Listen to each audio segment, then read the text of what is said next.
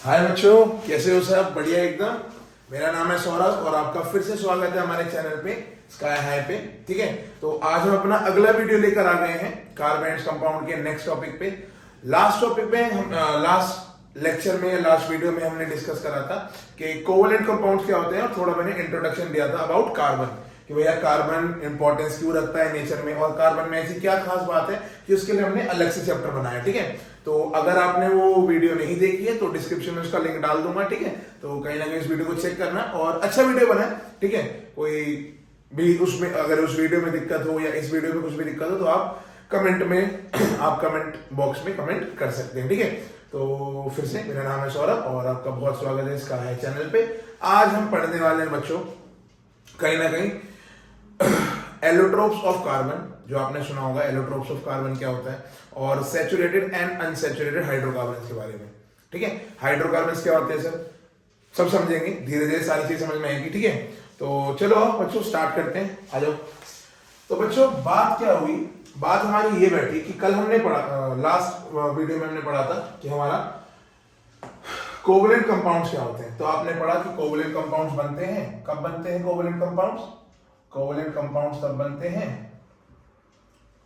When, ठीक है, there are equal sharing of electrons. ठीक है बच्चों, कि जब इलेक्ट्रॉन्स इक्वली शेयर होते हैं, जब इक्वली शेयर होते हैं इलेक्ट्रॉन्स बिटवीन टू एटम्स, है ना। और इलेक्ट्रॉन्स कौन से होते हैं? वैलेंस शेल के बच्चों, वैलेंस शेल बोलूं या आउटर मोस्ट शेल बोलूं, कि वैलेंस शेल के इलेक्ट्रॉन्स आपस में शेयर होते हैं, इक्वली शेयर होते हैं और कहीं ना कहीं हमारे कोवलेंट कंपाउंड्स बनाते हैं। उसका एग्जांपल आपने कल देख ही लिया था, मैं आपको एक बार फिर से बता देता हूं। एक कार्बन है मेरे पास, ठीक है, एक कार्बन है, एक कार्बन ने क्या करा, अपने 4 हाइड्रोजन भाइयों को बुलाया, बोला कि भैया आ जाओ, हम कहीं ना कहीं बॉन्ड बनाएंगे। ठीक है, तो कार्बन ने क्या करा, अपने 4 भाइयों को बुलाया, बुलाने के बाद इसने हर एक हाइड्रोजन को अपना एक एक इलेक्ट्रॉन दिया, हर एक हाइड्रोजन को अपना एक इलेक्ट्रॉन दिया। और हाइड्रोजन देने के बाद उन्होंने बोला कि भाई कार्बन ने हाइड्रोजन से बोला कि भैया मैंने तुझको अपना एक इलेक्ट्रॉन दिया है, तो भी अपना मेरे को एक इलेक्ट्रॉन दे दे। तो हाइड्रोजन भी क्या करने लग गया, हाइड्रोजन ने भी अपना एक इलेक्ट्रॉन किसको दे दिया, कार्बन को। तो चारों हाइड्रोजन ने एक इलेक्ट्रॉन दे दिए, कार्बन में पहले से 4 इलेक्ट्रॉन थे, 4 इलेक्ट्रॉन और शेयर हो गए, तो कहीं ना कहीं कार्बन के पास आ गए 8 इलेक्ट्रॉन। तो कार्बन का वैलेंस शेल मतलब आउटर मोस्ट शेल क्या हो गया, फुलफिल। आउटर मोस्ट शेल क्या हो गया बच्चों, फुलफिल। फुलफिल मतलब उसके आउटर मोस्ट शेल में 8 के 8 इलेक्ट्रॉन आ गए। अब जैसे ही 8 इलेक्ट्रॉन आए तो कहीं ना कहीं बोलने लगा कि भैया मैं स्टेबल हूं। हाइड्रोजन के भी पास 2 इलेक्ट्रॉन आ चुके हैं, तो हाइड्रोजन भी कहीं ना कहीं क्या हो गया, स्टेबल हो गया। और यहां पे हमारा बन गया CH4, या फिर इसको अच्छे से बनाओ तो स्ट्रक्चरल फॉर्म में तो कुछ ऐसा हमारा कार्बन और हाइड्रोजन के बीच में बॉन्ड बन गया। ठीक है बच्चों, तो ये सारी चीजें क्लियर है हमें। ये CH4 है, CH4 को क्या बोलते हैं, आपने सुना होगा मिथेन भी बोलते हैं बच्चों। क्या बोलते हैं CH4 को? मिथेन। अभी पढ़ेंगे इसके बारे में भी आज। ये एक तरह का हाइड्रोकार्बन ही होता है, अभी आगे हमें पढ़ना है हाइड्रोकार्बन क्या होते हैं क्या नहीं होते। तो ये सारी कहानी हमारी कल हमने पढ़ी थी और कुछ आपको मैंने होमवर्क भी दिया था। चलो वो होमवर्क क्वेश्चन भी अभी डिस्कस करें, चलो लास्ट में कर लेते हैं, लास्ट में वो होमवर्क क्वेश्चन भी हम डिस्कस कर लेंगे। चलो बच्चों, तो आज हमें कहीं ना कहीं पढ़ना है बच्चों एलोट्रोप्स ऑफ कार्बन के बारे में, कि भैया कार्बन के एलोट्रोप्स क्या होते हैं। ठीक है, तो पहली बात ये एलोट्रोप्स क्या होता है। चलो इससे पहले एक और चीज पढ़ते हैं, occurrence of carbon atom.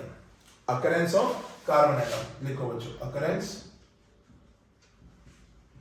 Of carbon, ठीक है, occurrence of carbon in nature, कि भैया नेचर में हमारा कार्बन कैसे अकर करता है, नेचर में हमारा कार्बन कैसे अकर करता है। तो बच्चों एक बात बताऊं, तो नेचर में हमारा कार्बन 2 तरह से अकर करता है, एक तो कंबाइंड स्टेट में और एक करता है वो एलिमेंटल स्टेट में।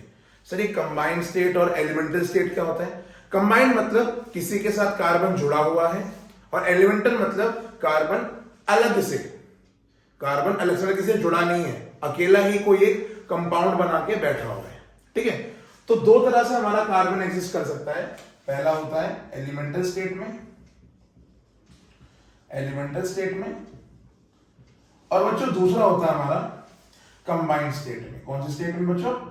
कंबाइंड स्टेट में। ठीक है, तो एलिमेंटल स्टेट और कंबाइंड स्टेट क्या क्या होते हैं? देखो बच्चों, एलिमेंटल स्टेट में कौन सी फॉर्म में करता है आपको पता है? एलिमेंटल स्टेट में करता है डायमंड,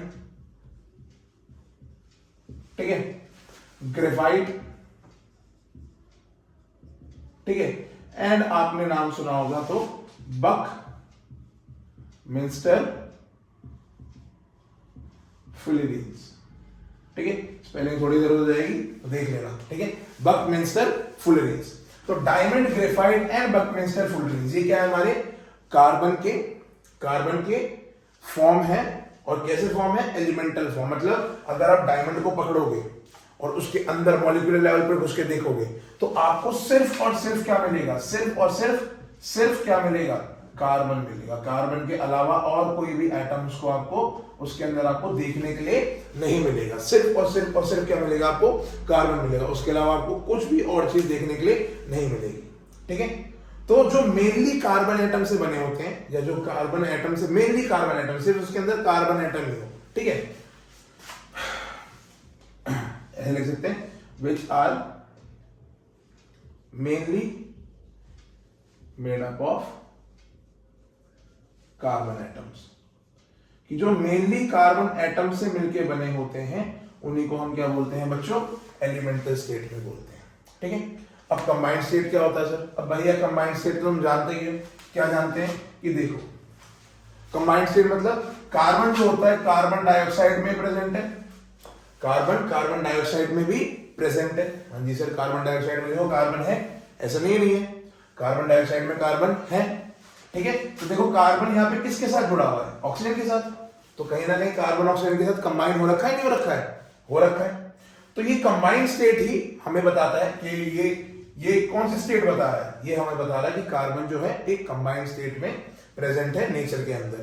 कार्बन डाइऑक्साइड हो गया बच्चों, कहीं ना कहीं आपका आपने सुना होगा कोल, है ना? जितने भी आपके फ्यूल होते हैं सारे किससे बनते हैं? ज्यादातर मेड अप ऑफ कार्बन ही होते हैं, है ना? जितने भी आपके ऑर्गेनिक कंपाउंड होते हैं, ऑर्गेनिक कंपाउंड जैसे आपको पता है यूरिया, ठीक है, यूरिया हो गया, अमोनिया, ठीक है, यूरिया हो गया, सारे हमारे क्या होते हैं? ऑर्गेनिक कंपाउंड होते हैं। और बताओ बच्चों, आपका जो आपने देखा होगा शुगर सब खाते हैं, चीनी में भी क्या मिलता है? कार्बन मिलता है। आपको पता है ग्लूकोज में भी क्या होता है? कार्बन ही होता है। सबको फॉर्मूला पता ही होगा, C6H12O6। देखो कार्बन हाइड्रोजन और ऑक्सीजन से जुड़ा हुआ है, तो कहीं ना कहीं कंबाइंड स्टेट में होता है, कहीं ना कहीं और भी एटम से जुड़ा हुआ होता है, तो इसी को हम बोलते हैं कंबाइंड स्टेट। ठीक है, एलिमेंटल स्टेट में सिर्फ अभी तक 3 ही हमारे डिस्कवर हो सके हैं, एक डायमंड, एक ग्रेफाइट और एक बकमिंस्टर फुलरेज। डायमंड ग्रेफाइट तो बहुत पहले से चलते हुए आ रहे हैं, ये बकमिंस्टर फुलरेज थोड़ा न्यू है, न्यू इन द सेंस कि रिसेंटली ही डिस्कवर हुआ है। रिसेंटली ये नहीं कि कल डिस्कवर हुआ है, रिसेंटली का मतलब ये नहीं कि कल डिस्कवर हुआ है, मतलब कहीं ना कहीं बहुत पहले से ये डिस्कवर हो चुका है। तो डायमंड, ग्रेफाइट एंड बकमिंस्टर फुलरेज हमारे क्या होते हैं? एलिमेंटल स्टेट में होते हैं। और बाकी कंबाइंड स्टेट में हमारा कोल हो गया, ठीक है, कार्बन डाइऑक्साइड हो गया, फ्यूल्स, ऑर्गेनिक कंपाउंड्स हो गए, शुगर हो गई, ग्लूकोज हो गए, सारे हमारे कंबाइंड स्टेट में होते हैं। ठीक है बच्चों, अब कहीं ना कहीं बच्चों तुम पूछोगे कि एलोट्रोप्स कहां से आ गए इसमें? ये देखो, ये आपने पढ़ा होगा डायमंड, ग्रेफाइट एंड बकमिंस्टर फुलरेज, ये क्या है? सारे एलोट्रोप्स ऑफ कार्बन। अब बच्चों अगर मैं आपको लिख लिया, मिटा दूं, चलो तो भैया देखो, लिखो अब अगली आपकी हेडलाइन जो होने वाली है वो क्या होने वाली है? Allotropes of carbon. तो लिखो एलोट्रोप्स ऑफ कार्बन। भैया कार्बन के एलोट्रोप्स क्या होते हैं? ठीक है, तो बच्चों एलोट्रोप्स ऑफ कार्बन में आपको लिखना है कि the various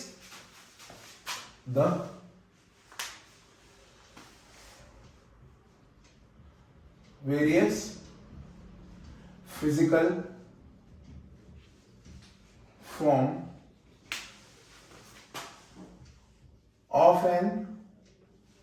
of an element, the various physical form of an element, ठीक है, is known as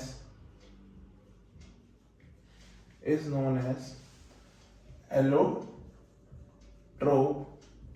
of the element. The various physical form of an element is known as the allotrope of element. ठीक है, तो जो simple सी बात है, allotrope मैंने अभी बताया था थोड़ी देर पहले, जो सिर्फ एलिमेंटल स्टेट में ही एग्जिस्ट करे। कौन स्टेट में एग्जिस्ट करे? जो सिर्फ एलिमेंटल स्टेट में ही एग्जिस्ट करे। ऐसे ही फॉर्म्स को हम क्या बोलते हैं? एलोट्रोप बोलते हैं। अब कार्बन के सिर्फ और सिर्फ 3 एलोट्रोप होते हैं। ठीक है, कार्बन के जो डिस्कवर्ड है, जो आपकी किताब में भी लिखे हुए हैं, वो 3 एलोट्रोप होते हैं। एक होता है बच्चों डायमंड, एक होता है बच्चों आपका ग्रेफाइट, और तीसरा होता है बच्चों आपका बकमिंस्टर फुलरीज। एक हो गया आपका डायमंड, एक हो गया ग्रेफाइट, और एक हो गया बकमिंस्टर फुलरीज। मतलब अगर आप डायमंड को देखोगे तो वो सिर्फ कार्बन से मेडअप होगा, only made up of carbon. ठीक है, ये और कंपाउंड्स की तरह नहीं होगा। जैसे कार्बन डाइऑक्साइड में देख रहे हो, कार्बन के साथ ऑक्सीजन भी लगा हुआ है। डायमंड सिर्फ और सिर्फ प्योरली कार्बन से बना होता है। ठीक है, ग्रेफाइट भी only made up of carbon. ठीक है, और बकमिंस्टर फुलरीज ये भी किससे बना होता है? Only made up of carbon. सही बात है, ये कहीं ना कहीं सिर्फ और सिर्फ कार्बन एलिमेंट से ही बने हुए होते हैं। ठीक है, अब इन तीनों के बारे में हमें थोड़ी सी और डीप में जाके स्टडी करनी है, पढ़ लेते हैं, कोई दिक्कत वाली बात थोड़ी है ना। तो एलोट्रोप ऑफ कार्बन सबको समझ में आ गया है कि एलोट्रोप ऑफ कार्बन क्या होते हैं, कि जो भैया various physical form of an element, सिर्फ एलिमेंट ही हो उसके अंदर, सिर्फ कार्बन है तो सिर्फ कार्बन से मेडअप ऑफ हो। ठीक है, और एक और बात बता दूं कि बच्चों तीनों जो होते हैं, ये तीनों कौन सी फॉर्म में होते हैं? सॉलिड फॉर्म में होते हैं। आपको पता है डायमंड सॉलिड फॉर्म में होता है, ग्रेफाइट भी सॉलिड फॉर्म में होता है, और जो आपका बकमिंस्टर फुलरीज होता है ये भी सॉलिड फॉर्म में ही होता है। इसको कहीं ना कहीं C60 भी बुलाते हैं, C60 बोलते हैं। चलो देख लेते हैं, आ जाओ। तो कहीं ना कहीं काम करते आ जाओ, तीनों के बारे में पढ़ लेते हैं। लिख लो डायमंड, एक जगह पे लिख लेते हैं, आ जाओ डायमंड। ठीक है, यहाँ पे हम डायमंड के बारे में पढ़ लेंगे, यहाँ पे हम किसके बारे में पढ़ लेंगे? यहाँ पे हम पढ़ लेंगे ग्रेफाइट के बारे में। ठीक है बच्चों, और यहाँ पे कहीं ना कहीं आखिरी में हम पढ़ लेंगे किसके बारे में? बकमिंस्टर फुलरीज के बारे में। ठीक है, तो देखो बच्चों, डायमंड आपको पता है कि ये एक्स्ट्रा ऑर्डिनरी शाइनी होता है, मतलब बहुत ज्यादा चमकीला पदार्थ होता है ना, कि इसके अंदर शाइनीनेस होती है। क्या होती है? शाइनीनेस। तो ये शाइन करता है ना, आपको पता है। इट इज लिख लो, it is extraordinary shine, चमकीला पदार्थ होता है हमारा डायमंड। सही बात है, हाँ जी सर, सही बात है। ठीक है, और दूसरी चीज क्या होती है कि बहुत ही ज्यादा आपको पता है कि जो हमारा डायमंड होता है बहुत ज्यादा हार्ड होता है। इतना हार्ड होता है कि hardest substance on the earth भी माना जाता है। डायमंड हमारा क्या है? Hardest substance. ठीक है, बहुत हार्ड होता है डायमंड हमारा, बहुत हार्ड होता है। क्यों हार्ड होता है? आपको पता है कि ये सिर्फ कार्बन से बना होता है।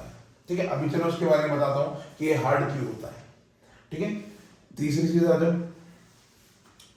तीसरी चीज होती है बच्चों की ये एक गुड कंडक्टर ऑफ इलेक्ट्रिसिटी नहीं होता। It is not a good conductor of electricity. ठीक है, ये इलेक्ट्रिसिटी को डायमंड हमारा कंडक्ट नहीं कर सकता। It is not a good conductor of electricity. ठीक है, ये कहीं ना कहीं इलेक्ट्रिसिटी को कंडक्ट नहीं कर सकता। क्यों नहीं कर सकता इसके बारे में भी जानेंगे पहले बच्चों। तो कहीं ना कहीं जो हमारा डायमंड होता है ट्रांसपेरेंट ऑब्जेक्ट होता है। क्या होता है? ट्रांसपेरेंट ऑब्जेक्ट होता है। ठीक है, जिसके थ्रू लाइट पास कर जाती है, उसको हम क्या बोलते हैं? ट्रांसपेरेंट ऑब्जेक्ट बोलते हैं। तो डायमंड की कहीं ना कहीं फिजिकल प्रॉपर्टीज के बारे में कि भैया ये फिजिकल प्रॉपर्टीज एक एक्स्ट्राऑर्डिनरी शाइनी होता है ना, ब्रिलियंस शाइन होता है इसके अंदर, हार्डेस्ट सब्सटेंस होता है, बहुत हार्ड होता है। It is not a good conductor electricity को कंडक्ट नहीं कर पाता है। ट्रांसपेरेंट होता है भैया, ट्रांसपेरेंट होता है, पता है उसके अंदर टॉर्च मारोगे तो लाइट कहीं ना कहीं दूसरी तरफ पार हो जाएगी। और पांचवी चीज कहीं ना कहीं अगर हम यहाँ पे लिख ले तो इट इज सॉलिड। क्या होता है बच्चों? सॉलिड होता है ना। इसका जो स्टेट होती है किस सॉलिड स्टेट में, it exist in solid state, it is solid लिख लो, ये भी काफी है, हाँ या ना। तो सॉलिड स्टेट में ये हमारा एग्जिस्ट करता है। चलो अब बात करें ग्रेफाइट की कि भैया ग्रेफाइट क्या होता है। तो जैसे डायमंड बहुत ज्यादा एक्स्ट्रा ऑर्डिनरी शाइनी होता है, वैसे ही ग्रेफाइट जो होता है हमारा ये डल होता है। डल इन द सेंस आपने देखा होगा जो आपकी लेड है, जो आपकी कार्बन क्या, जो आपकी पेंसिल की लेड है, उस पेंसिल की लेड के अंदर जो पेंसिल की लेड आपकी बनी होती है कहीं ना कहीं किससे बनी होती है, ग्रेफाइट से बनी होती है, ठीक है। और जो आपका ग्रेफाइट होता है, आपने देखा होगा पेंसिल की लेड में जो ग्रेफाइट होता है उसका कलर कैसा होता है, डल होता है, डार्क होता है, ग्रेइश ब्लैक बोल सकते हैं, है ना। इट इज, ऐसे लिख देंगे, it is greyish black substance, it is a greyish black substance. ये ग्रेइश ब्लैक सब्सटेंस होता है, ठीक है। जितना ये हार्ड होता है, ग्रेफाइट उतना हार्ड नहीं होता, ग्रेफाइट बहुत सॉफ्ट होता है, ठीक है। जैसे हमारा डायमंड बहुत हार्ड होता है, वैसे ही ग्रेफाइट हमारा बहुत सॉफ्ट होता है, बहुत ज्यादा सॉफ्ट होता है। इतना सॉफ्ट होता है कि आप देखो जब उसको पेंसिल में यूज करते हो ना, जब आप पेंसिल में लिखते हो तो पेंसिल से लिखते कैसे कि पेंसिल आपने चलाई तो ग्रेफाइट इसके ऊपर आ गया, ग्रेफाइट हमारा किसके ऊपर आ गया, पेपर के ऊपर आ गया, तो कहीं ना कहीं उसकी लेयर फिसलती रहती है। जैसे मान लो कि आपकी निप है ना, ये आपकी निप है पेंसिल की, तो जैसे ही आपने लिखा तो जो ग्रेफाइट होता है वो किसके ऊपर आ जाता है, पेपर के ऊपर। पेपर के ऊपर आता है मतलब कहीं ना कहीं वो जो ग्रेफाइट होता है वो कहीं ना कहीं लीक होता जा रहा है, मतलब कहीं ना कहीं उसके ऊपर फिसलता जा रहा है, स्लिप होता जा रहा है, तो बहुत सॉफ्ट होता है, इतना हार्ड नहीं होता है, ठीक है। तीसरी चीज बच्चों, जहां हमारा डायमंड बहुत ही बैड कंडक्टर ऑफ इलेक्ट्रिसिटी था, बहुत बैड कंडक्टर ऑफ इलेक्ट्रिसिटी था, हमारा जो ग्रेफाइट होता है it is a good conductor of electricity. Sir ऐसा क्यों है, graphite good conductor, diamond bad conductor, ऐसा क्यों? तो कहीं ना कहीं उनके स्ट्रक्चर्स पे चलेंगे, अभी स्ट्रक्चर की बात करेंगे उनकी, है ना, तो स्ट्रक्चर की बात करेंगे तो कहीं ना कहीं पता चल जाएगा कि हाँ ठीक है ये बैड कंडक्टर हो सकता है, सॉरी ये बैड कंडक्टर हो सकता है और ग्रेफाइट हमारा गुड कंडक्टर हो सकता है। चौथा, ट्रांसपेरेंट, भाई ये ट्रांसपेरेंट तो नहीं, ठीक है, ये ट्रांसपेरेंट नहीं है, तुम्हें पता है पेंसिल की लेड देख लो, ट्रांसपेरेंट नहीं है, ओपेक होता है कहीं ना कहीं। ओपेक क्या होते हैं, ऑब्जेक्ट जिसके ओपेक ऑब्जेक्ट है, क्या है ये, ओपेक ऑब्जेक्ट, मतलब कहीं ना कहीं इसके आर पार लाइट ट्रांसफर नहीं कर पाएगी। और जैसे ये सॉलिड होता है वैसे ही ये भी सॉलिड होता है, इट इज सॉलिड, ठीक है। तो कहीं ना कहीं हमने डायमंड और ग्रेफाइट की फिजिकल प्रॉपर्टीज के बारे में बहुत अच्छे से बात कर ली कि कैसे दिखता है, कितना सॉफ्ट होता है, कितना हार्ड होता है, ठीक है। अब बात करें बकमिंस्टर फुलरेंज की, तो बच्चों बकमिंस्टर फुलरेंज के बारे में ज्यादा बताने के लिए नहीं, क्योंकि इस पे अभी भी डिस्कवरी हो रही है, ठीक है। डिस्कवरी इन द सेंस इसके बारे में और चीजें पढ़ी जा रही है, तो कहीं ना कहीं हम इसको C60 भी बुलाते हैं, ठीक है। इसका जो स्ट्रक्चर होता है एक फुटबॉल लाइक स्ट्रक्चर होता है। कैसा स्ट्रक्चर होता है इसका, आपने किताबों में देख सकते हैं, या फिर मैं कोशिश करूंगा यहाँ पे एडिट करने की, ठीक है, फोटो लगा दूंगा यहाँ पे, ठीक है। फुटबॉल लाइक स्ट्रक्चर होता है, क्या स्ट्रक्चर होता है इसका, football like structure. Carbon carbon आपस में ऐसे छोटी सी C60 की फुटबॉल की तरह बन जाते हैं। कैसे बन जाते हैं, ऐसे carbon carbon carbon carbon carbon, ठीक है। फिर ऐसे हमने फुटबॉल देखी है, कहीं ना कहीं वो फुटबॉल की तरह एक स्ट्रक्चर अपना बना लेते हैं, ठीक है। ऐसे कार्बन कार्बन आपस में जुड़ता जाता है और फुटबॉल लाइक स्ट्रक्चर अपना बना देता है, ठीक है। और ये जैसे आपको पता है कि अपने सब एटॉमिक पार्टिकल्स होते हैं, इलेक्ट्रॉन्स, प्रोटॉन्स, न्यूट्रॉन्स, फोटॉन्स, आपने सुना होगा कि एटम के अंदर इलेक्ट्रॉन होता है, बहुत छोटा होता है। सबसे पहले क्या माना जाता है कि एटम ही सबसे छोटा होता है, बट उससे भी छोटी छोटी चीजें हमारी डिस्कवर हुई, है ना। जे थॉमसन ने क्या डिस्कवर करा, इलेक्ट्रॉन, है ना। गोल्डस्टीन ने क्या डिस्कवर करा, प्रोटॉन। जे डॉट चैडविक ने क्या डिस्कवर करा, न्यूट्रॉन। मैक्स प्लैंक की डिस्कवरी कहीं ना कहीं फोटॉन्स के बारे में, बहुत मतलब छोटे छोटे एटम से मिलने लगे। तो जो C60 की फुटबॉल होती है बकमिंस्टर फुलरेंज की, जो C60 की मतलब जो C60 होता है बकमिंस्टर फुलरेंज, ये भी कहीं ना कहीं उतना ही छोटा होता है। जो C60 का अगर मान लो छोटी सी फुटबॉल, C60 ये फुटबॉल लाइक स्ट्रक्चर होता है ना, है ना। बकमिंस्टर का छोटा सा जो अगर आप ले लो एक C60 की फुटबॉल ले लो तो वो भी कहीं ना कहीं इलेक्ट्रॉन प्रोटॉन या न्यूट्रॉन उतनी ही छोटी होगी, ठीक है। कहीं ना कहीं ये भी बहुत छोटा क्वांटम लेवल की बातें हो जाती है। क्वांटम मतलब बहुत ही छोटे छोटे लेवल की बातें, है ना। जैसे अभी आप पढ़ रहे हो बड़ी बड़ी चीजें, है ना, कहीं ना कहीं इलेक्ट्रिसिटी पढ़ना है अभी हमें, है ना, बहुत सारी चीजें पढ़नी है। 9th क्लास में आपने पढ़ा होगा motion, force and laws of motion, gravitation, और भी सारी चीजें पढ़ी होगी। बड़ी बड़ी चीजों के बारे में पढ़ा होगा, किसी को धक्का दे रहे हो, कोई चीज आगे जा रही है, कोई चीज पीछे आ रही है। तो अभी तक आपने जितनी भी फिजिक्स पढ़ी है वो सारी न्यूटोनियन मैकेनिक्स है। पर अगर आप 11th में आओगे, 11th में आपको कहीं ना कहीं थोड़ा बहुत क्वांटम मैकेनिक्स का वो मिलेगा। 12th में आओगे वहां पे भी थोड़ा बहुत हिंट मिलेगा। फिर आगे जाके और पढ़ाई करोगे, बीटेक करोगे, बीएससी करोगे, जो भी करोगे उसमें आपको क्वांटम मैकेनिक्स कहीं ना कहीं थोड़ी बहुत दिखती रहेगी, ठीक है। तो ये सारी कहानी बच्चों हमारी बकमिंस्टर फुलरेंज के लिए। इसका फुटबॉल लाइक स्ट्रक्चर होता है और ये C60 से जाना जाता है। हाँ, एक और चीज है कि इसको जो डिस्कवर करा था उनका नाम भी बकमिंस्टर था। क्या नाम था बच्चों? बकमिंस्टर। तो उनके रिस्पेक्ट में ही इसका नाम भी क्या रख दिया गया? बकमिंस्टर फुलरेंज, ठीक है। चलो, तो ये सारी कहानी हमारी होगी डायमंड, ग्रेफाइट और बकमिंस्टर फुलरेंज की। चलो बच्चों, थोड़ा सा इनके स्ट्रक्चर पे भी नजर डाल लेते हैं। जैसे मैंने बकमिंस्टर फुलरेंज का स्ट्रक्चर बताया, वैसे डायमंड और ग्रेफाइट का भी स्ट्रक्चर मैं आपको बता देता हूं, ठीक है। चलो बता लेते हैं इन सबको, ठीक है, और लिख लेते हैं structure of diamond and structure of graphite. Structure of diamond and structure of graphite. तो बच्चों अगर मैं बात करूं यहां पे स्ट्रक्चर ऑफ डायमंड की, स्ट्रक्चर ऑफ डायमंड, तो बच्चों डायमंड का स्ट्रक्चर कैसा होता है? मान लो मेरे पास एक कार्बन है, इस कार्बन ने और 4 कार्बन के साथ बॉन्ड बना रखा है। इस कार्बन ने और 4 कार्बन के साथ बॉन्ड बना रखा है।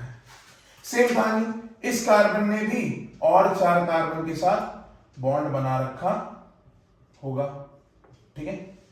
इस कार्बन ने भी और 4 कार्बन के साथ बॉन्ड बना रखा होगा। इस कार्बन ने भी और 4 कार्बन के साथ बॉन्ड बना रखा होगा। तो सारे कार्बन आपस में 4-4 बॉन्ड बना के रखते हैं और कहीं ना कहीं इसको टेट्राहेड्रॉन बोलते हैं बच्चों। क्या बोलते हैं इसको? टेट्राहेड्रॉन। अच्छा, ये टेट्राहेड्रॉन क्या होता है? एक 3D फिगर होता है बच्चों। थोड़ा मैं आपको अगर समझाने की कोशिश करूं तो मेरे पास अगर मार्कर वाले हो तो अगर मैं आपको दिखाऊं तो देखो टेट्राहेड्रॉन कैसा होता है। ये मान लिया ये सबसे ऊपर वाला कार्बन, ठीक है, सबसे ऊपर वाला कार्बन, ये इसके नीचे एक कार्बन, ठीक है, ये वाला मान लो इसको, ठीक है, ये बीच में एक कार्बन, कहीं ना कहीं ये और ये। आई होप कि आपको दिख रहा होगा, ठीक है, ठीक है। तो ये कहीं ना कहीं हमारा टेट्राहेड्रॉन 3D फिगर होता है। कैसा होता है बच्चों? 3D फिगर की ऐसे लगा हुआ है, ऐसे लगा हुआ, ठीक है। ये ऊपर वाला कार्बन हो गया, ये कहीं ना कहीं बीच में एक कार्बन हो गया, ये एक इस तरफ, एक इस तरफ और एक इस तरफ, ठीक है। इसको हेक्सागोनल स्ट्रक्चर भी बोलते हैं, आगे जाके हेक्सागन जैसा बन जाता है। तो इसको टेट्राहेड्रॉन स्ट्रक्चर बोलते हैं या फिर इसको नेटवर्क स्ट्रक्चर भी बोला जाता है। नेटवर्क स्ट्रक्चर भी बोला जाता है क्योंकि सारे कार्बन एक दूसरे से जुड़े हुए हैं। सारे कार्बन एक दूसरे से जुड़े हुए हैं, सारे कार्बन एक दूसरे से जुड़े हुए हैं। ये वाला कार्बन है, ये और कार्बन से जुड़ा होगा, ये और कार्बन से जुड़ा होगा, ये और कार्बन से। तो कहीं ना कहीं कार्बन कार्बन के बीच में बहुत तगड़ा नेटवर्क बना हुआ है। यहाँ पे सारे कार्बन एक दूसरे कौन सी बॉन्डिंग से जुड़े होंगे बच्चों? सारे कार्बन आपस में कोवलेंट बॉन्डिंग से जुड़े हुए होंगे, कोवलेंट बॉन्ड से जुड़े हुए हैं और बहुत ही स्ट्रॉन्ग फोर्स है इनके बीच में। कौन सी फोर्स है? बहुत ही स्ट्रॉन्ग फोर्स है। इसी स्ट्रॉन्ग फोर्स के चक्कर में कहीं ना कहीं डायमंड हमारा सबसे हार्डेस्ट सब्सटेंस माना जाता है कि कार्बन कार्बन के बीच में कोवलेंट बॉन्डिंग होती है। कोवलेंट बॉन्डिंग होने की वजह से बहुत ही स्ट्रॉन्ग कोवलेंट बॉन्डिंग होती है। कोवलेंट बॉन्डिंग होती है बट बहुत ही स्ट्रॉन्ग कोवलेंट बॉन्डिंग, इसकी डेंसिटी भी बहुत हाई होती है, ठीक है, बहुत पास पास होते हैं और बहुत ही ज्यादा फोर्स ऑफ अट्रैक्शन इनके बीच में होता है, ठीक है। तो कहीं ना कहीं इसलिए कार्बन को, सॉरी डायमंड को हमारा क्या माना जाता है? हार्डेस्ट सब्सटेंस ऑन अर्थ माना जाता है। आगे बढ़े बच्चों, ठीक है। तो यहाँ पे हर एक कार्बन 4 कार्बन से जुड़ा हुआ है और एक नेटवर्क स्ट्रक्चर बना रहा है बच्चों। क्या स्ट्रक्चर बना रहा है? एक नेटवर्क स्ट्रक्चर यहाँ पे बिल्ड करके दे रहा है। एक नेटवर्क स्ट्रक्चर है यहाँ पे हमको बिल्ड करके दे रहा है। चलो थोड़ा आगे बढ़ते हैं और आगे इस कहानी को हम और बढ़ाते हैं। ठीक है, तो हमारा स्ट्रक्चर ऑफ डायमंड हो गया। अब एक लास्ट रह गया हमारा स्ट्रक्चर ऑफ ग्रेफाइट, कि भैया ये स्ट्रक्चर ऑफ ग्रेफाइट क्या होता है। आओ बच्चों देख लेते हैं स्ट्रक्चर ऑफ ग्रेफाइट। तो बोला कैसे जाता है बच्चों कि इसका लेयर स्ट्रक्चर होता है। कैसा स्ट्रक्चर होता है इसका? Layer structure. लेयर स्ट्रक्चर ये लेयर बाय लेयर बनता है। कैसे बनता है ये? Layer by layer. यहां पे होता क्या है कि एक कार्बन, आपको पता है डायमंड में 4 कार्बन और से जुड़ा होता है, और आपको पता है कार्बन की वैलेंसी भी 4 होती है ना, कि carbon max to max 4 atom से जुड़ सकता है। यहां पे क्या होता है, यहां पे एक कार्बन सिर्फ 3 ही एटम से जुड़ा होता है बच्चों। कितने से? सिर्फ 3 ही एटम से। ठीक है, ये होगी मान लो इसकी पहली लेयर। फिर ये कहीं ना कहीं एक बहुत ही स्ट्रॉन्ग फोर्स होती है, बहुत ही वीक फोर्स होती है सॉरी, और यहाँ पे एक दूसरी लेयर बन जाती है। ये वाला कार्बन इस वाले कार्बन से जुड़ा है, और ये वाला कार्बन इससे जुड़ा है, और ये वाला कार्बन इससे जुड़ा है।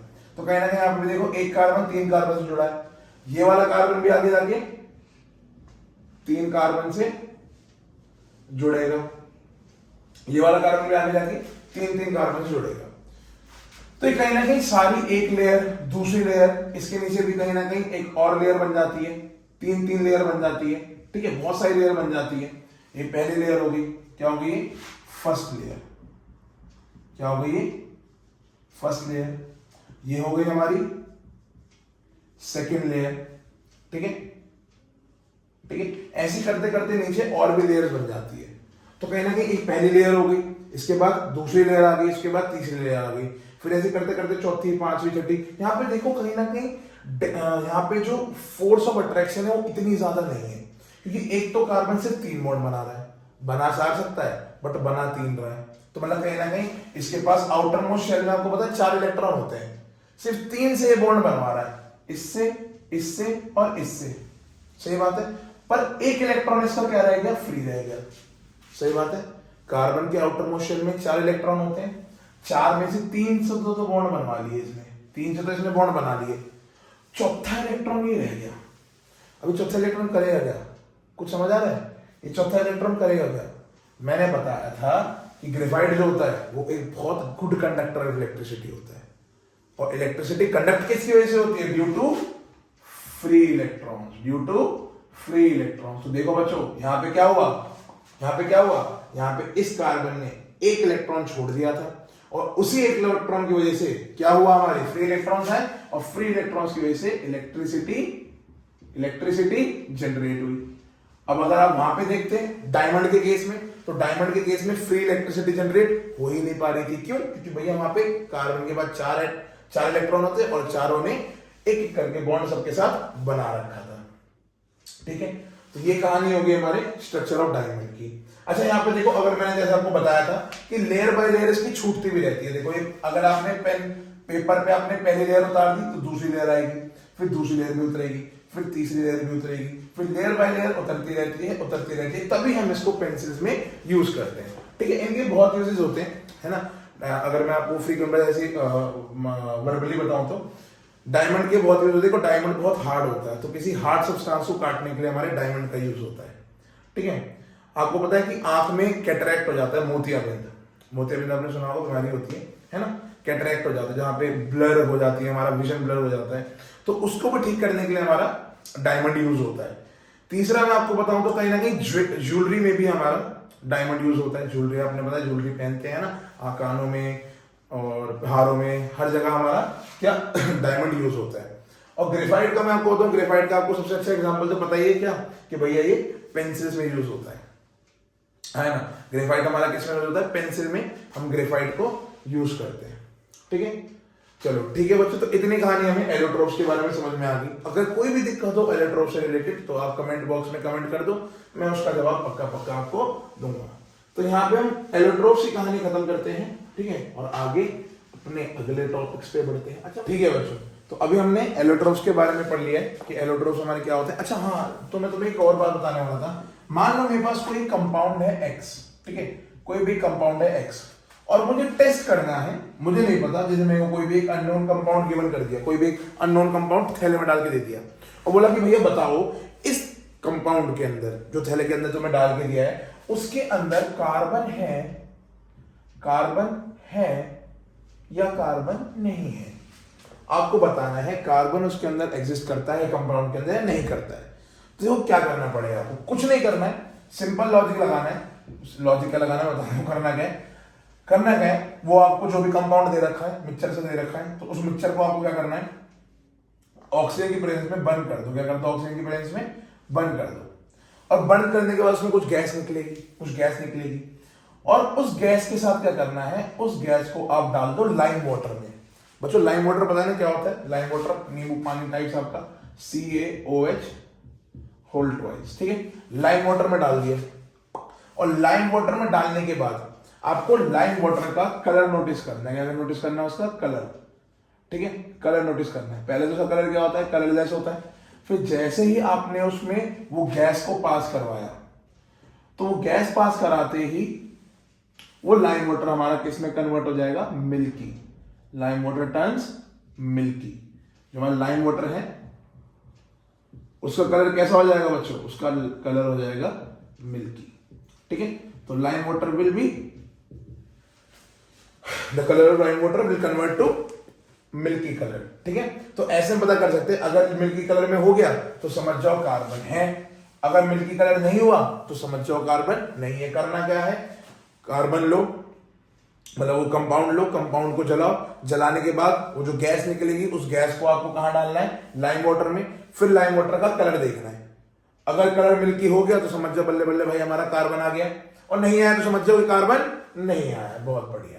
तो ये सारी कहानी हमारे कार्बन को आइडेंटिफाई करने के लिए थी, ठीक है। टेस्ट फॉर कार्बन भी बोलते हैं, भैया कार्बन का टेस्ट करो, कार्बन क्या होते हैं, कहाँ कहीं होते हैं कि नहीं होते हैं, ठीक है। तो ये सारी कहानी खत्म करके अब हम आगे बढ़ते हैं, ठीक है। तो बच्चों अब हमने एलोट्रोप्स के बारे में पढ़ लिया, सारी कहानी हमने पढ़ ली कि एलोट्रोप्स होते हैं क्या होते हैं। अब हमें पढ़ना है जो चीज है इंपॉर्टेंट, हाइड्रोकार्बन्स क्या होते हैं बच्चों, क्या होते हैं हमारे हाइड्रोकार्बन्स, ठीक है। तो जो सिंपल डेफिनेशन इसकी, carbon plus hydrogen gives you hydrocarbon. Hydrocarbon कि भैया जो भी कंपाउंड में आपको हाइड्रोजन और कार्बन एक साथ दिख जाए तो वो कंपाउंड को आप क्या बोल दोगे? हाइड्रोकार्बन। जैसे अभी आपने नोटिस करा होगा, मैंने यहाँ पे CH4 लिखा था, मिथेन, ठीक है। मैंने क्या लिखा था? CH4, यहाँ पे मिथेन। तो क्या मिथेन एक हाइड्रोकार्बन है कि नहीं है? देखो भैया इसके अंदर कार्बन भी है और साथ के साथ हाइड्रोजन भी है, तो ये एक तरह क्या हो गया? हाइड्रोकार्बन हो गया। तो हाइड्रोकार्बन क्या होते हैं? ऐसे कंपाउंड जिसमें कार्बन और हाइड्रोजन दोनों एग्जिस्ट करते हैं। ऐसे कंपाउंड्स को हम ऑर्गेनिक कंपाउंड भी बोलते हैं। क्या बोलते हैं इनको हम? Organic compound. यहीं से ऑर्गेनिक केमिस्ट्री की स्टार्ट, मतलब ये कहीं ना कहीं जो आपका कार्बनेट कंपाउंड का चैप्टर है ना, अगर 10th के बाद आपके बहुत अच्छे नंबर आ गए, भगवान करे सबके आए, ठीक है, हम भी यही कोशिश कर रहे हैं कि आपके बहुत अच्छे नंबर आए,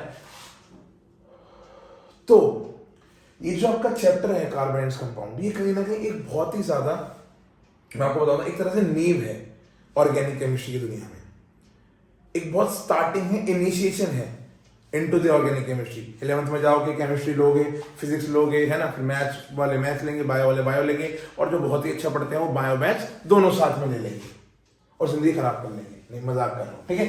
तो कहीं ना कहीं क्या होगा? मिथेन जो हमारा एक हाइड्रोकार्बन है, ठीक है, इसको एक ऑर्गेनिक कंपाउंड बोलते हैं। ऑर्गेनिक कंपाउंड आपकी ऑर्गेनिक केमिस्ट्री में आपको और बेटर पढ़ने के लिए मिलेगा। ये भी ऑर्गेनिक केमिस्ट्री का ही एक पार्ट है, ठीक है, जहां पे हम हाइड्रोकार्बन की स्टडी करेंगे कि एक हाइड्रोकार्बन से दूसरा हाइड्रोकार्बन कैसे बनाया जाए, फिर तीसरा कैसे बनाया जाए। ये सारी कहानी हमें बहुत बहुत बड़ी ब्रांच है।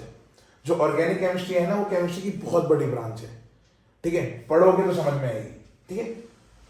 तो कहीं ना कहीं हमें हाइड्रोकार्बन से जाने पड़ना है कि भैया हाइड्रोकार्बन क्या होता है? जो कार्बन और हाइड्रोजन एक कंपाउंड में साथ में दिख जाए मिलाव करते हुए, तो हम उसको क्या बोल देते हैं? हाइड्रोकार्बन बोल देते हैं। अब बच्चों आपको पता है हाइड्रोकार्बन हमारे दो तरह के होते हैं। एक होता है सैचुरेटेड हाइड्रोकार्बन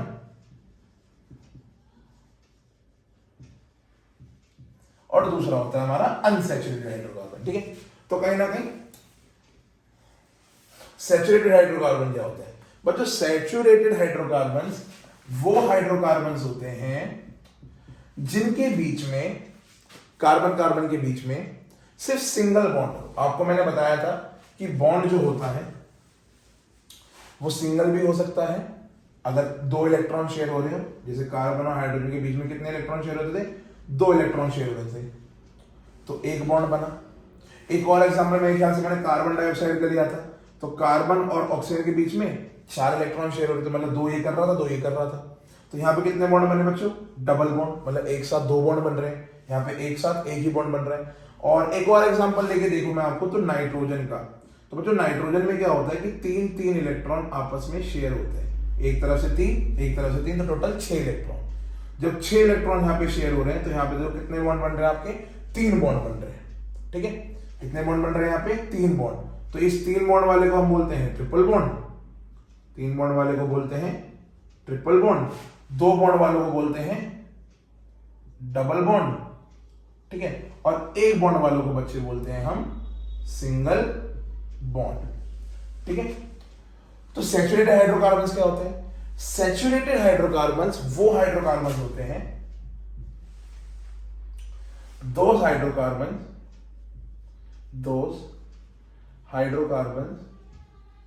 which consist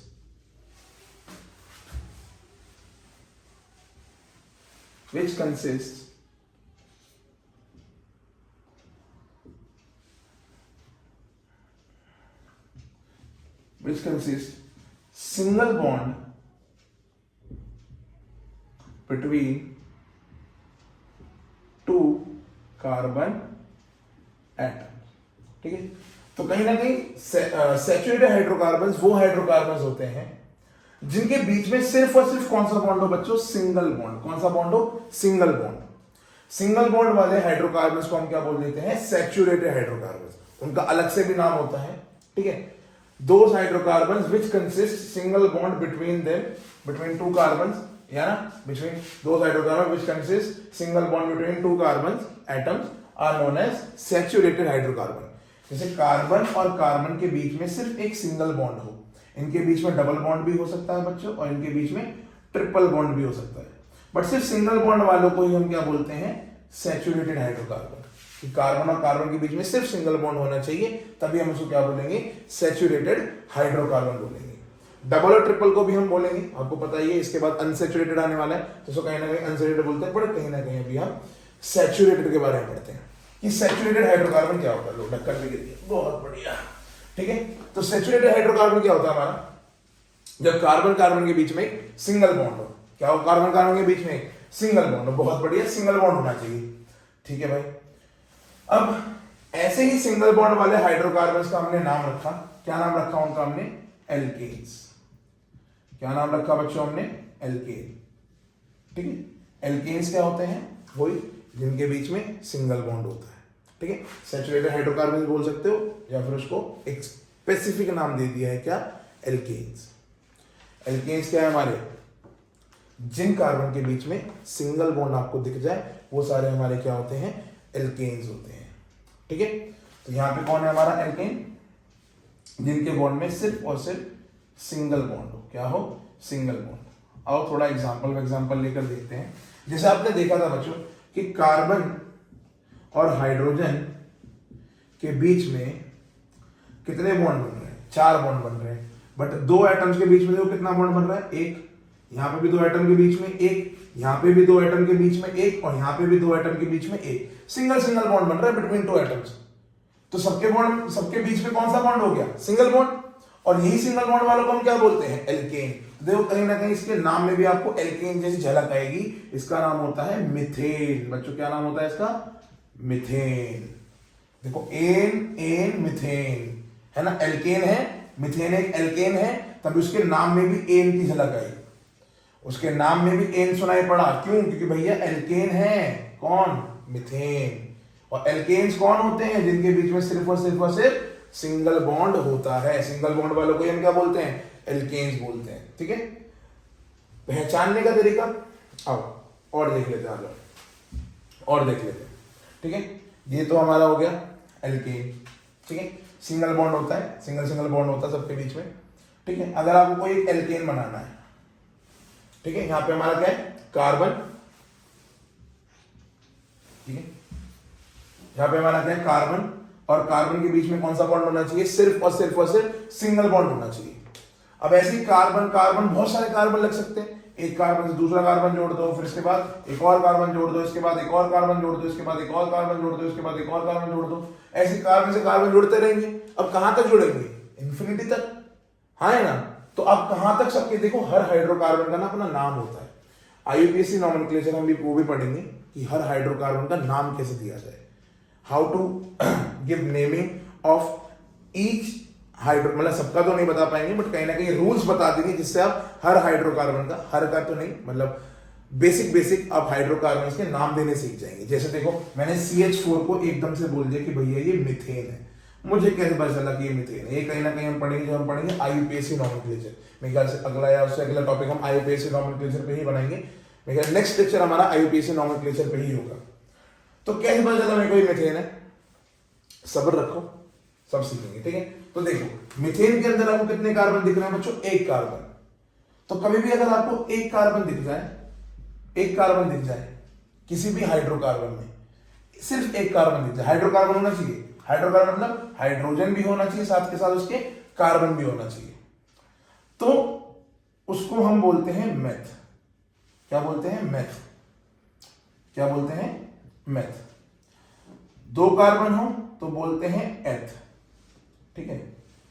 तीन कार्बन हो तो बोलते हैं प्रोप। ये भी मुझे कहीं ना कहीं आईयूपीएससी में ही पढ़ाना था बट मैं अभी बता रहा हूं। चार कार्बन हो तो बच्चों बोलते हैं मेथड प्रोप ब्यूट, ठीक है।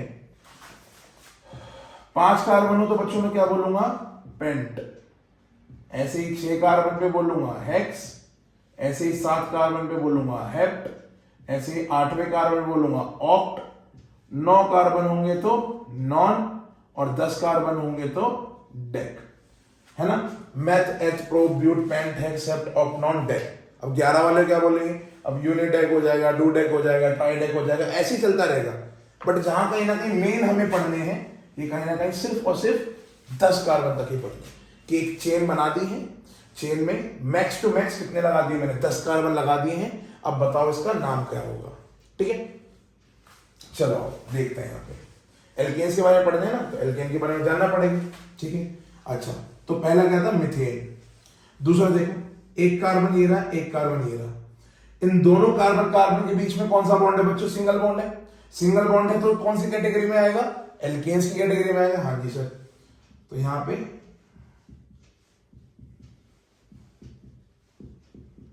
हमने क्या करा, कार्बन कार्बन के बीच में सिंगल बॉन्ड लगाया, ठीक है। हमने कार्बन कार्बन के बीच में सिंगल बॉन्ड लगा दिया, ठीक है।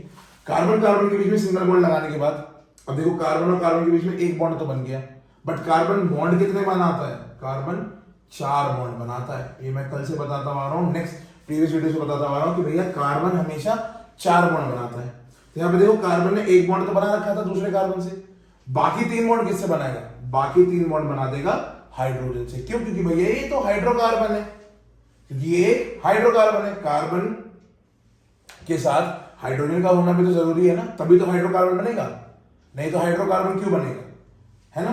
तो एक कार्बन ने एक कार्बन से सिंगल बॉन्ड बनाया और बाकी के बचे हाइड्रोजन से बॉन्ड बना गए, ठीक है।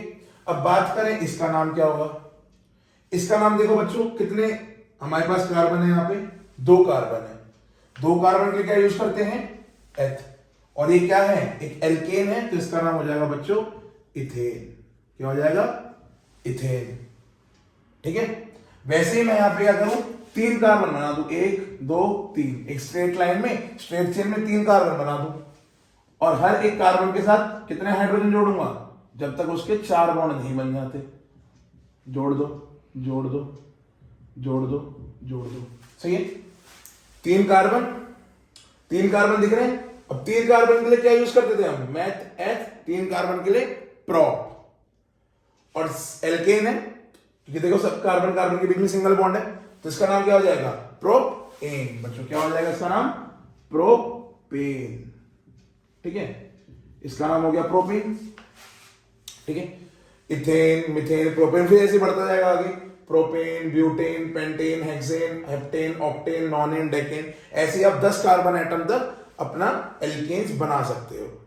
अब बात करते हैं, कभी कभी हमें क्या करता है ना, कंफ्यूज कर देता पेपर में, हमें ऐसे स्ट्रक्चर बना के नहीं, तो मैंने स्ट्रक्चर बनाए थे, हमें क्या करता है फॉर्मूला दे देता है ऐसे कि चलो बताओ C2H6 ये कौन सा एल्केन है, ये एल्केन है भी कि नहीं है। तो इसके लिए बच्चों हमारे पास एक फॉर्मूला होता है, एल्केन्स के लिए क्या होता है, एक फॉर्मूला होता है। फॉर्मूला क्या होता है जानने के लिए, फॉर्मूला होता है हमारे पास CnH2n+2, ये सिर्फ और सिर्फ एल्केन्स के लिए फॉर्मूला होता है, CnH2n+2। यहां पे n क्या होता है, कोई भी नेचुरल नंबर हो सकता है, n कोई भी नेचुरल नंबर हो सकता है। मान लो मैंने n की जगह 1 पुट करा, तो यहां पे C1H2×1+2, तो C1H2×1 कितना हो गया बच्चों, 2, 2 + 2 4, तो क्या हो गया CH4। अच्छा देखो ये CH4 देखा था आपने, CH4 कौन सा एल्केन है, देखो ये है मीथेन। तो अब पता चल गया, अब पता चल गया कि कैसे किसी का भी फॉर्मूला बनाए। एल्केन्स का फॉर्मूला कैसे बनेगा, by using this formula CnH2n+2, ठीक है। CnH2n+2 हम क्या कर सकते हैं, उसका फॉर्मूला बना सकते हैं। अच्छा अब मेरे से बोल दिया कि ब्यूटेन का फॉर्मूला बनाओ बच्चों, किसका, ब्यूटेन का। अब ब्यूटेन के लिए आपको n की वैल्यू क्या रखनी है, देखो ब्यूटेन में कितने कार्बन होते हैं, 4 कार्बन होते हैं, तो n की वैल्यू क्या रखोगे आप, 4 रखो। हाउ, इस फॉर्मूले में वापस CnH2n+2, ये फॉर्मूला होता है, n की जगह डालो 4, यहां पे H2×4+2, तो कितना हो गया C4, 2 4 8, 8 + 2 10, तो बच्चों हो गया C4H10। और ये किसका निकल के आ गया फॉर्मूला, देखो बच्चों ये निकल के आ गया ब्यूटेन का फॉर्मूला, ठीक है। ऐसे ही आपसे बोलेंगे पेंटेन का फॉर्मूला निकालो, तो पेंटेन के लिए कुछ नहीं करना है, बस ये याद होना चाहिए, n की जगह रखोगे 5, n की जगह रखोगे 5, H 2×5+2, तो कितना हो गया C5H, 2 2 4, 4 सॉरी यहां पे 5 आएगा, 2 5 10, 5 10 + 2 12, तो C5H2 क्या हो गया मेरा, पेंटेन का फॉर्मूला, ठीक है। इतना याद रखना, कोई भी एल्केन होगा तो उसके पीछे एन करके आ जाएगा, क्या आ जाएगा, एन करके नाम आ जाएगा। तो बच्चों ये मेरी कहानी हुई सारे सैचुरेटेड हाइड्रोकार्बन्स या फिर एल्केन्स की। घर पे ट्राई करना कि आप हेक्सेन का भी फॉर्मूला बनाओ, हेप्टेन का भी बनाओ, ऑक्टेन का बनाओ, नॉनेन का बनाओ और डेकेन का बनाओ, फॉर्मूले बनाओ, साथ के साथ उनके स्ट्रक्चर भी बनाने की कोशिश करना। जैसे मैंने आपको स्ट्रक्चर बनाना सिखाया था, चलो एक और बताया दो। जैसे मान लो हेक्सेन का स्ट्रक्चर है, पहले तो हेक्सेन का फॉर्मूला देखो, हेक्स से कौन सा बनेगा एल्केन, हेक्सेन, हेक्सेन एल्केन कौन सा बनेगा, हेक्सेन। तो कहीं ना कहीं में कितने कार्बन लेने होंगे, 6, तो 6 कार्बन लो पहले, तो सीधे सीधे 1 2 3 4 5 6 कार्बन ले लिए, और हर एक कार्बन की वैलेंसी पूरी करो, मतलब हर एक कार्बन के 4 बॉन्ड बनाओ। आओ बनाते हैं, एक बॉन्ड ये रहा, एक बॉन्ड ये रहा, एक बॉन्ड ये रहा, एक ये रहा, एक ये रहा, एक ये रहा, एक ये रहा, एक ये रहा, एक ये रहा, जल्दी जल्दी बस, हो गया हो गया हो गया हो गया हो गया हो गया हो गया, ये रहा और ये रहा। देखो 6 कार्बन, उसके साथ हाइड्रोजन कितने, 1 2 3 4 5 6 7 8 9 10 11 12 13 14 हाइड्रोजन है और 6 कार्बन है, तो इसका फॉर्मूला कहीं ना कहीं बन के आ जाएगा C6H14। अगर ऐसे स्ट्रक्चर देख के फॉर्मूला नहीं याद करना तो कहीं ना कहीं ये वाला फॉर्मूला याद कर लो जो मैंने तुम्हें एल्केन्स का बताया था, CnH2n+2। ये कैसे होगा, C की जगह क्या रखो, N की जगह रखो 6, H 2×6+2, तो कितना हो जाएगा C6H 6×2 12, 12 + 2 14, तो C6H14 क्या हो गया मेरा, हेक्सेन का फॉर्मूला निकल के आ गया। कोई दिक्कत तो नहीं है, कोई दिक्कत तो नहीं बच्चों, चलो आगे बढ़े, आगे बढ़ते हैं। तो कहीं ना कहीं हमारा सैचुरेटेड हाइड्रोकार्बन हमको समझ में आ गया है। सैचुरेटेड हाइड्रोकार्बन फिर से थोड़ा शॉर्ट में बता दो कि वो हाइड्रोकार्बन होते हैं जो सिंगल बॉन्ड बनाते हैं, ठीक है, और सिंगल बॉन्ड वाले को ही हम क्या बोलते हैं, एल्केन्स बोलते हैं। एल्केन क्या होते हैं, हाइड्रोकार्बन के बीच में क्या हो, सिर्फ सिंगल बॉन्ड हो। उसका मैंने फॉर्मूला भी आपको बताया कैसे, CnH2n+2 करके होता है, ठीक है। और स्ट्रेट चेन होती है, जितने जितने कार्बन हमारे होते रहेंगे उसके मैंने नाम बताए। एक कार्बन है चेन में तो मेथ, दो कार्बन है तो एथ, तीन है तो प्रोप, ब्यूट, पेंट, हेक्सेट, ऑक्टेनॉन, डेक, ठीक है। चलो बाकी क्या आप ट्राई करना, हम देखेंगे कि कैसे आपने करा है। अब दूसरा टॉपिक डाल लो, बस खत्म होने वाला है दिक्कत, मतलब बच्चों अनसैचुरेटेड हाइड्रोकार्बन। दूसरा में डालना है क्या, अनसैचुरेटेड हाइड्रोकार्बन। अबे सर अनसैचुरेटेड हाइड्रोकार्बन क्या होता है? भैया जैसे सैचुरेटेड हाइड्रोकार्बन होता था वैसे ही अनसैचुरेटेड हाइड्रोकार्बन होता है कि भैया वो हाइड्रोकार्बन जिनके बीच में डबल बॉन्ड या ट्रिपल बॉन्ड एग्जिस्ट करे। कौन से बॉन्ड? या तो डबल बॉन्ड एग्जिस्ट करे या तो ट्रिपल बॉन्ड एग्जिस्ट करे, उन हाइड्रोकार्बन्स को हम क्या बोल देते हैं? अनसैचुरेटेड हाइड्रोकार्बन्स, ठीक है। Those hydrocarbons in which double bond or single bond exists between two carbon atoms. Those hydrocarbons in which double bond or triple bond exists between two carbon atoms, कि भैया ऐसे हाइड्रोकार्बन जिसमें double bond और triple bond exist करे दो carbon atoms के बीच में, उसी को हम क्या बोलते हैं? अनसैचुरेटेड हाइड्रोकार्बन बोलते हैं।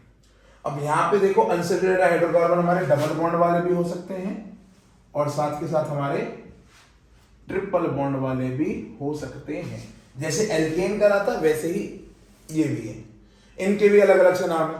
डबल बॉन्ड वालों का नाम दे दिया एल्कीन, ALKENE बच्चों, एल्कीन। और ट्रिपल बॉन्ड वालों का नाम दे दिया बच्चों एल्काइन, ALKYNE, एल्काइन, ठीक है। सिंगल डबल बॉन्ड वालों का नाम दे दिया एल्कीन और ट्रिपल बॉन्ड वालों का नाम दे दिया एल्काइन, ठीक है। सिंगल बॉन्ड वालों का क्या था? एल्केन, ANE, यहाँ पे ENE और वहां पे YNE, ठीक है सर। अब कैसे करें? जैसे वहां पे कर रहे थे, अगर आपको चेन में एक कार्बन दिखे तो मेथ बोल दो, दो कार्बन दिखे तो एथ बोल दो, तीन कार्बन दिखे तो प्रोप बोल दो, ठीक है। चार कार्बन दिखे तो ब्यूट बोल दो, ठीक है। पांच कार्बन दिखे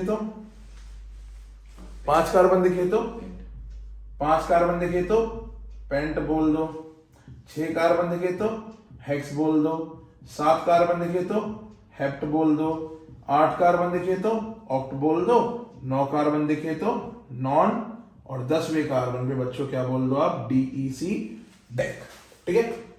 तो बस यही कहानी हमें आगे बढ़ानी है और एल्कीन और एल्काइन का भी काम कर देना है। चलो देखते हैं आगे।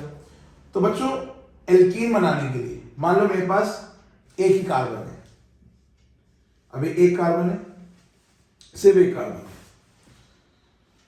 ठीक है। अब मुझे एल्कीन बनाना है, क्या मैं एक कार्बन को लेकर एल्कीन बना सकता हूं? थोड़ा दिमाग लगाओ। जैसे वहां पे मैंने एक कार्बन को लेकर एल्केन बनाया था, जिस एल्केन का नाम मैंने बोला था मिथेन, ठीक है। एक कार्बन लिया था, बाकी उसके आजू बाजू मैंने सब हाइड्रोजन लगा दिए, जिसकी वजह से एक कार्बन वाला हाइड्रोकार्बन बना, और इस हाइड्रोकार्बन का नाम मैंने दिया मिथेन, और ये किसके अंदर आता था? एल्केन के अंदर। वैसे ही सेम कहानी यहां पे देखो, अब मेरे पास सिर्फ एक कार्बन है ना, सिर्फ एक कार्बन है। इस एक कार्बन की वजह से क्या मैं एल्कीन बना सकता हूं? सोचो, क्या इस एक कार्बन की वजह से मैं एल्कीन बना सकता हूं? थोड़ा दिमाग लगाओ। देखो अगर मैं इसके आजू बाजू हाइड्रोजन डाल दूं, यहां मैंने हाइड्रोजन डाल दिया, तो क्या ये कार्बन इन हाइड्रोजन से डबल बॉन्ड बना सकता है? सोचो, इस हाइड्रोजन के पास सिर्फ एक इलेक्ट्रॉन है, इसके पास भी एक है, इसके पास भी एक है, इसके पास भी एक है ना। अगर ये हाइड्रोजन इस कार्बन से एक इलेक्ट्रॉन शेयर करेगा तो ये कार्बन भी इस हाइड्रोजन को एक ही इलेक्ट्रॉन देगा, तो कहीं ना कहीं इनके बीच में सिंगल बॉन्ड, इनके बीच में सिंगल, इनके बीच में सिंगल, सबके बीच में सिंगल बॉन्ड बनेगा। तो डबल बॉन्ड बनने का कोई चांस है ही नहीं। जब डबल बॉन्ड बनने का चांस है ही नहीं तो एल्कीन बनने का चांस नहीं है। जब एल्कीन बनने का चांस नहीं, मतलब सिंगल कार्बन कभी भी एल्कीन नहीं बना पाएगा। क्यों? कि भैया जो कार्बन है उसको मैक्स टू मतलब डबल बॉन्ड बनाने के लिए 2 इलेक्ट्रॉन्स की शेयरिंग साइमल्टेनियसली एक साथ करनी पड़ती है ना। 2 इलेक्ट्रॉन तो एक एटम से शेयर करने पड़ते हैं, बट यहां पे देखो ये तो एक ही इलेक्ट्रॉन शेयर करेगा और ये कार्बन भी एक ही इलेक्ट्रॉन शेयर करेगा, जिसकी वजह से इनके बीच में टोटल 2 इलेक्ट्रॉन शेयर हो रहे हैं। एल्कीन के लिए टोटल 4 इलेक्ट्रॉन, एक 2 देगा और दूसरा भी 2 देगा। तो कहीं ना कहीं यहाँ पे एक सिंगल कार्बन एटम कभी भी एल्कीन नहीं बना सकता। तो याद रखना बच्चों, कभी भी मिथीन नाम की कोई भी चीज नहीं होती है। मिथेन या फिर मिथाइन, यही सेम कहानी एल्काइन में भी होगी। अब हाइड्रोजन देखो डबल बॉन्ड तो बना ही नहीं रहा है, ट्रिपल बॉन्ड तो वैसे ही नहीं बनाएगा भाई, डबल तो बना ही नहीं पा रहा है, तो ट्रिपल कैसे बनाएगा? ट्रिपल भी नहीं बना पाएगा, कुछ भी नहीं बना पाएगा। ठीक है, तो मिथीन नहीं बनता है। हाँ, तो क्या सारे नहीं बनते हैं, बाकी सब बनते हैं, बस मिथीन रहने दो, बस मिथीन को रहने दो, बाकी सारे बनेंगे। और देख लेते आगे, कहीं ना कहीं मैंने एक कार्बन लिया, कहीं ना कहीं मैंने दूसरा कार्बन लिया। ठीक है, अब इस कार्बन के पास 4 इलेक्ट्रॉन है, इस कार्बन के पास भी 4 इलेक्ट्रॉन है, इसके पास भी 4 इलेक्ट्रॉन है। तो अब ये क्या करेगा? ये 2 इलेक्ट्रॉन इससे शेयर करेगा। अब ये 2 इलेक्ट्रॉन का इससे शेयर कर रहा है, तो ये वाला भी 2 इलेक्ट्रॉन इससे शेयर करेगा और इनके बीच में बन जाएगा बच्चों डबल बॉन्ड। क्या बन जाएगा इनके बीच में? Double bond. यहां डबल बॉन्ड है, यहाँ पे एक हाइड्रोजन आएगा सिंगल बॉन्ड के साथ, यहाँ पे भी एक हाइड्रोजन आएगा सिंगल बॉन्ड के साथ, यहाँ पे भी एक हाइड्रोजन आएगा सिंगल बॉन्ड के साथ, और यहाँ पे भी एक हाइड्रोजन आएगा सिंगल बॉन्ड के साथ। ठीक है, देखो अब कार्बन कार्बन के बीच में कौन सा बॉन्ड आ रहा है? Double bond. और ये डबल बॉन्ड क्या इंडिकेट करता है? कि ये है एक एल्कीन। क्या है? एक एल्कीन। जब कभी कार्बन कार्बन के बीच में तुम्हें डबल बॉन्ड दिख जाए तो याद रखना वो चीज आपकी क्या बन जाती है? एल्कीन। अब इसका नाम क्या होगा? चलो देख लेते हैं। कितने कार्बन है बच्चों चेन में? 2। तो 2 के लिए हम क्या यूज करते थे? एथ। और क्या है? ये एल्कीन है। वहां पे एल्केन था तो एन लगा रहे थे, एएनई। यहां एल्कीन है तो क्या लगा देंगे? ईएनई, इथीन। वहां एल्केन लगा रहे थे, यहां पे ईन लगा रहे हैं, एल्कीन लगा रहे हैं, ईएनई से एंड कर रहे हैं। सेम कहानी हमारी वहां पे एल्काइन के साथ हो जाएगी, है ना। अब इसका फॉर्मूला कैसे बनाए, है ना। मान लो हमसे पूछा कि भैया इथीन का फॉर्मूला बताओ, इथीन का फॉर्मूला बताओ, तो बच्चों कैसे बनाए इसका फॉर्मूला? चलो देख लेते हैं। जैसे वहां पे हमारा था, उसके लिए जनरल फॉर्म थी क्या? CnH2n। यहां पे इसकी जनरल फॉर्म क्या है? CnH2n। CnH2n। यहां पे n क्या होगा? कोई भी नेचुरल नंबर एक्सेप्ट 1। 1 क्यों नहीं हो सकता? मैंने जस्ट अभी बताया, यहां पे अगर 1 रखोगे तो वो कभी कंपाउंड बन ही नहीं सकता। एक कार्बन का एल्कीन कभी बन नहीं सकता ना, तो n की जगह यहां पे 1 रखने की कोशिश मत करना। एक कार्बन का एल्कीन बन सकता है? मैंने अभी बताया नहीं, क्योंकि भैया उसको डबल बॉन्ड बनाना होता है, और डबल बॉन्ड वो हाइड्रोजन के साथ तो नहीं बना पाएगा, जिसकी वजह से एल्कीन नहीं बन पाएगा। तो इसको कहीं ना कहीं 2 कार्बन एटम तो मिनिमम रिक्वायर्ड होते हैं एल्कीन बनाने के लिए। मिनिमम 2, उसके बाद मैक्सिमम तो जितने मर्जी लगा दो, तो मिनिमम 2 कार्बन एटम रिक्वायर्ड है एल्कीन बनाने के लिए। ठीक है, तो जैसे इथीन का फॉर्मूला पूछा, तो इथीन के लिए क्या करना है? कितने कार्बन एटम थे इथीन में? 2 थे, तो भैया n इज इक्वल्स टू 2 डाल दो। 2 डाल दोगे, n इज इक्वल्स टू, फिर क्या करो? C2H2 इंटू 2, तो हो गया C2H4। ये किसका फॉर्मूला आ गया बच्चों? आपका इथीन का। किसका फॉर्मूला आ गया आपका? इथीन का फॉर्मूला आ गया। सेम कहानी, अब इथीन आ गया। ऐसे ही आपका, अब मैंने बोल दिया कि बनाओ बच्चों ब्यूटीन बनाओ। क्या बनाओ बच्चों? आ जाओ ब्यूटीन बनाते हैं, आ जाओ भाई, आ जाओ ब्यूटीन बनाते हैं, बहुत सारा, आ जाओ। BUTENE, ब्यूटीन बनाओ। फॉर्मूला क्या था अपना? CnH2n। रखो यहाँ पे CnH2n को, और ब्यूटीन बनाते हैं। ब्यूटीन के लिए आपको 4 कार्बन चाहिए, तो 1 2 3 4 कार्बन लगाओ। डबल बॉन्ड कहाँ लगाना है?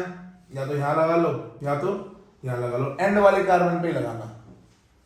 नोट करो बातों को, अभी नोट करो कि डबल बॉन्ड या ट्रिपल बॉन्ड फिलहाल के लिए एंड वाले पे ही लगाना, ऑन दी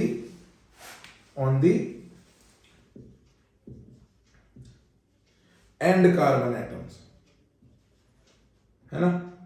एंड वाले पे, या तो यहां लगा लो डबल बॉन्ड, या तो यहां लगा दो। तो मैं यहां लगा देता हूं, तो कहीं ना कहीं इस वाले के 2 बॉन्ड हो गए, 2 और बना ले, तो एक हाइड्रोजन यहां, एक हाइड्रोजन यहाँ।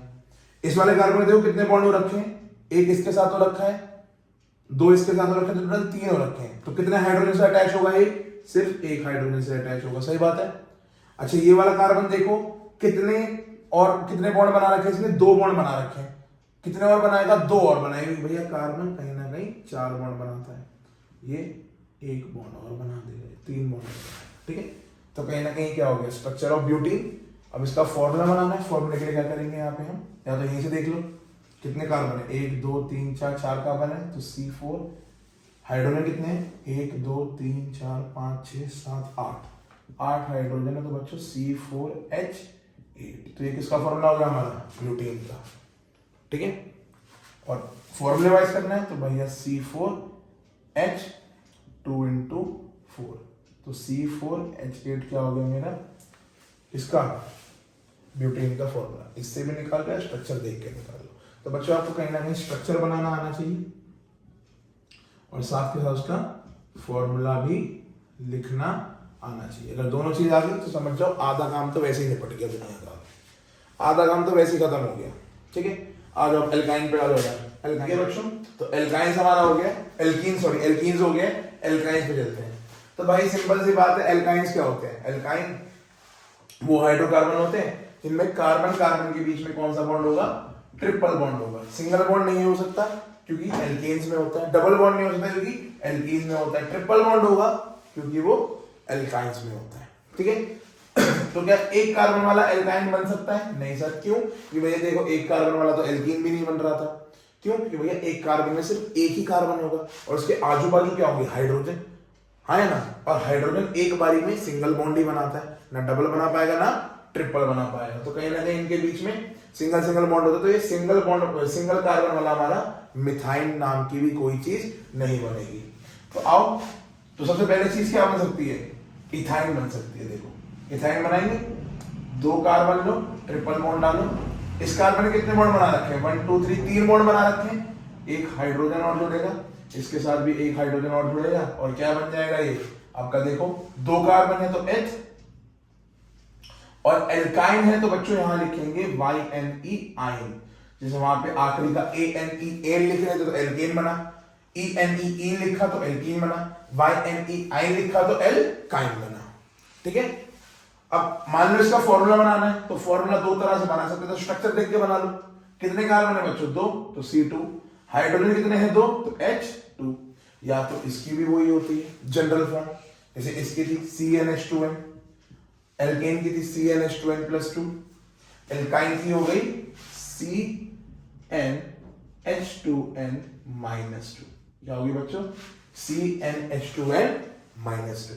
ये CnH2n-2 क्या है, हमारी एल्काइन का फॉर्मूला। आओ, जैसे इथाइन था, इथाइन का हमें फॉर्मूला इस जनरल फॉर्म की मदद से बनाना है, तो कैसे करेंगे, n की वैल्यू यहाँ पे 1 नहीं हो सकती है, 1 के अलावा कुछ भी रख दो, 2 3 4 5 6 कुछ भी रख दो। और बनाते हैं, तो इथाइन में 2 कार्बन है तो C2H 2 × 2 -2, तो C2 2 2 4 4 -2 2, तो बन गया हमारा C2H2 इथाइन।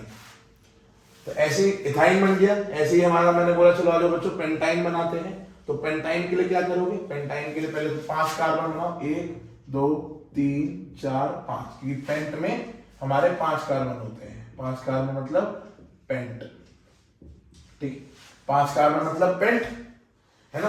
तो 5 कार्बन बनाओ और फिर उसके बाद हाइड्रोजन लगाना। देखो अब मैंने बोला ट्रिपल बॉन्ड कहां लगाओगे, तो स्टार्टिंग में लगाओ, नहीं तो एंड में लगाओ। जैसे डबल बॉन्ड स्टार्टिंग में नहीं तो एंड में लगा रहे थे, वैसे ही ट्रिपल बॉन्ड भी स्टार्टिंग में लगाओ या फिर एंड में लगाओ। यहाँ स्टार्टिंग में लगा दिया मैंने। तो देखो इस कार्बन ने 3 बॉन्ड बना रखे हैं, 1 बॉन्ड और बनाना है, तो किसके साथ बनाएगा, हाइड्रोजन के साथ।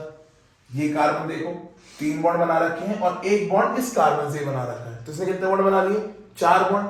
तो इसकी वैलेंसी पूरी, तो इसके साथ हाइड्रोजन लगाने की जरूरत नहीं है।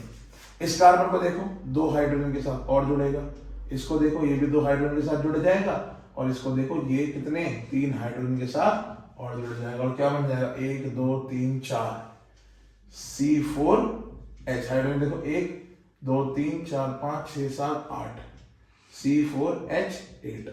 और अगर फॉर्मूला की वजह से बनाना है तो कैसे बनाएंगे, C4H 2 इंटू 4 माइनस 2, तो कितना हो जाएगा C4H8 माइनस 2, कितना हो गया आपका C4H2, क्या हो गया ये, अच्छा 5 था ना, सॉरी पेंट था ना, तो सॉरी बच्चों गलती हो गई, 5 कार्बन थे तो C5H 1 2 3 4 5 6 7 8 H8, तो यहाँ पे भी क्या होगा C into 5H 2 into 5 minus 2, तो कितना हो गया C5 2 5 से 10, तो 10 माइनस 2 कितना हो गया आपका C5H8। ये आ गया आपका फॉर्मूला किसका बच्चों, पेंटाइन का। किसका फॉर्मूला आ गया आपका, पेंटाइन का। ऐसे आप सारे बना सकते हो, ethyne, propyne, butyne, pentyne, hexyne, octyne, nonyne, decyne, सारे बना सकते हैं, ठीक है। तो हमने इस लेक्चर में थोड़ा लंबा लेक्चर खींच गया है, तो नेक्स्ट लेक्चर में मैं इसको थोड़ा सा और कंटिन्यू करूंगा और आपको कहीं ना कहीं IUPAC नॉमेनक्लेचर बनाऊंगा। और जो मैंने आपको लास्ट लेक्चर में जो मैंने आपको होमवर्क दिया था उसको भी मैं कंप्लीट करने की नेक्स्ट वीडियो में ही कोशिश करूंगा, क्योंकि इस वीडियो में थोड़ी लेंथ ज्यादा खिंच गई है इसकी, ठीक है। तो कोशिश करूंगा कि नेक्स्ट वीडियो में वो आपके होमवर्क क्वेश्चन भी करवा दूं और साथ के साथ इसको और अच्छे से थोड़ा एक्सैचुरेट करके मैं बता दूं, ठीक है बच्चों।